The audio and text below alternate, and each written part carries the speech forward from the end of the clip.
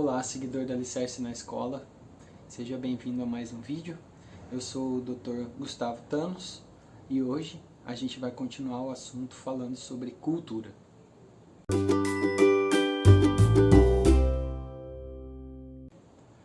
Bom, eu estou aqui para conversar com vocês um pouco da experiência que eu tenho, né, que apesar de ser naturólogo e pedagogo, desde novembro de 2018 eu estou como secretário da pasta da Cultura em Ourinhos, interior de São Paulo.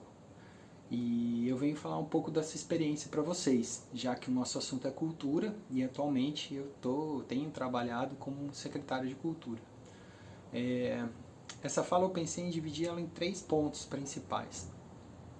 O primeiro deles é um pouco do que já foi falado nos textos, dessa multiplicidade que é a cultura. Então esse é o grande fator complicador que a gente tem quando a gente vai trabalhar com cultura. Então a gente nunca consegue agradar todas as pessoas de forma alguma, de jeito nenhum, e na cultura isso é um pouco mais complicado, porque existem vários ramos, várias áreas que a gente pode trabalhar dentro da cultura. Então não necessariamente aquilo que a gente acaba priorizando é o que a pessoa gosta, né?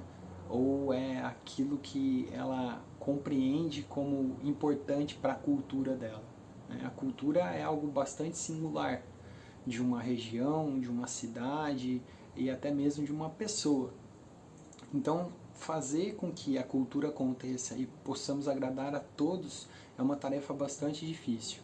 Mas, estando como gestor dentro da cultura, o que a gente procura fazer é tentar agradar as diversas formas de pensar e de entender e de apreciar a cultura.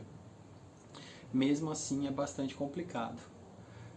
Um outro fator muito complicador que a gente tem quando trabalha com cultura são as questões relacionadas à burocracia. Eu sempre estive do outro lado do setor público, né?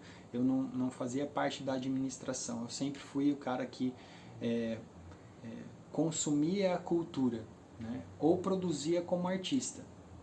Agora, ser o gestor disso, existe um fator que é a burocracia, que às vezes parece que é uma má vontade do gestor, mas no fundo são, digamos, etapas que a gente precisa passar para fazer com que todo o processo possa acontecer da forma mais transparente possível. E nesse caminho a gente acaba muitas vezes demorando para dar respostas, exigindo muitos documentos, o que muitas vezes alguns artistas não conseguem compreender muito bem. Então, como gestor público na pasta da cultura, eu ouvi muito, nossa, mas para que tanto documento? Eu só quero aí fazer meu show, né?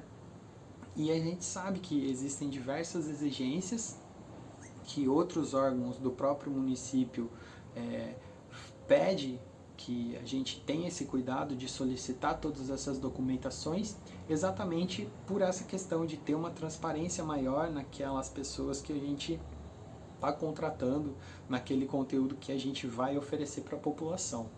Mas a classe artística, uma grande parte dela pelo menos, tem uma dificuldade maior de lidar com essas questões mais burocráticas, com a questão dos papéis, né?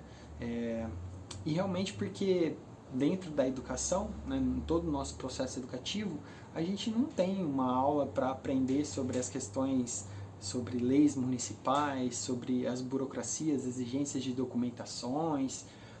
A gente tem esse déficit realmente no processo educacional. E em alguns momentos isso acaba sendo um entrave para a gente. Então, lidar com essa burocracia como um gestor é uma dificuldade muito grande frente aos artistas, né? E aí a gente chega num terceiro ponto que eu queria colocar aqui para vocês, que é essa dificuldade de lidar com aquilo que é do setor público e com a sociedade civil como um todo, né? A gente sabe que existe a necessidade e participação da sociedade civil dentro de uma gestão de cultura, e é para isso que existem os conselhos municipais de cultura, mas a gente sabe que muitas vezes as questões políticas acabam causando entraves entre os pensamentos da sociedade civil e os pensamentos do gestor público. né? Então, muitos gestores acabam vendo a população como um todo, né, essa sociedade civil, como um problema, né, para o bom andamento daquilo que ele pensa, né?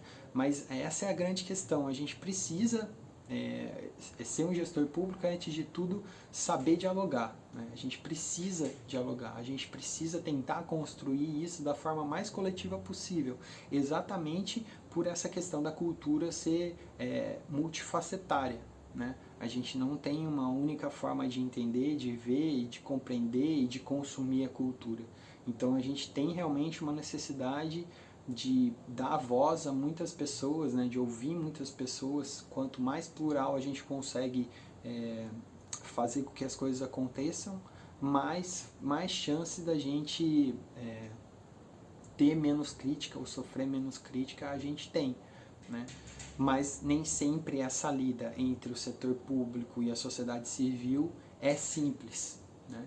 E aí, pensando um pouco nessa questão de termos menos críticas, é um ponto até que sai um pouco da questão da cultura, mas eu como gestor acabo sentindo muitas vezes, né?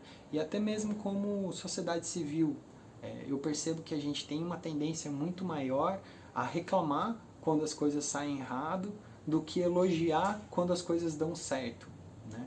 Então, isso também eu acredito que é uma falha no nosso processo educacional, né? De alguma forma, nosso processo formativo parece que valoriza muito mais quando a gente faz uma crítica para algo que não foi do jeito que a gente esperava, do que elogiar quando alguma coisa sai da forma com que a gente gostaria que tivesse saído, né?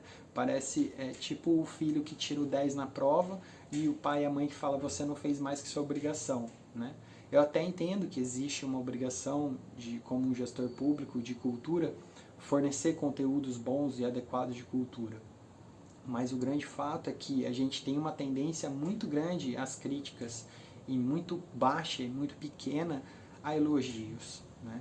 Então eu acho que esse é um exercício não só na área cultural que a gente precisa trabalhar, mas eu acho que é na nossa vida como um todo, né? Procurar elogiar e agradecer mais e tentar criticar menos. E quando criticar, buscar soluções realmente, né?